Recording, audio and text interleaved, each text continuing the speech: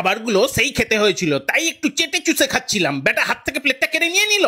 এই সিজনের best mutton biryani, chicken চাপ আর ভেটকি পাতুরি খেয়ে আসলাম দেবলীনা এবং দেবজ্যোতির বিয়ের রিসেপশনে গিয়ে। জায়গাটা সুন্দর সাজিয়েছিল, কিন্তু আমি চলে গেলাম স্টার্টার কাউন্টারটা চেক করে আসতে। আমার একটু দেরি হয়ে গেছিল। গিয়ে দেখি স্টার্টার এবং মকটেল কাউন্টারে কি ভিড়, কারো বিয়ে নিয়ে কোনো মাথা ব্যথা নেই। ভাবলাম ভিড়টা কমুক কাউন্টারে, তারপর স্টার্টার গুলো নিচ্ছি। হাঁ করে দাঁড়িয়ে অ্যাম্বিয়েন্স এনজয় করছিলাম। হঠাৎ করে দেখি একজন এসে 2 বাটি আমাকে স্টার্টার দিয়ে গেল। ফিশ বল আর গন্ধরাজ মালাই টিক্কাটা অসাধারণ খেতে বানিয়েছিল। স্টার্টার টেস্ট করে বুঝলাম মেইন কোর্সে দেরি করা যাবে না, যদি ভিড় হয়ে যায় তাহলে সব মিস হয়ে যেতে পারে। মেইন কোর্স ছিল একদম ছিমছাম। ভেজে স্টাফড আলুর দম, পনির টিক্কা, পনির মশলা, পোলাও, কোপ্তার মতন দারুণ দারুণ অপশন ছিল, কিন্তু আমি পুরোপুরি নন ভেজেই কনসেন্ট্রেট করলাম। বাটার নান, চানা মশলা, চিকেন তন্দুরি, রাইস, ভেটকি পাতুরি আর সেই ঐতিহাসিক অবিস্মরণীয় ভালো খেতে মাটন বিরিয়ানি আর চিকেন চাপ।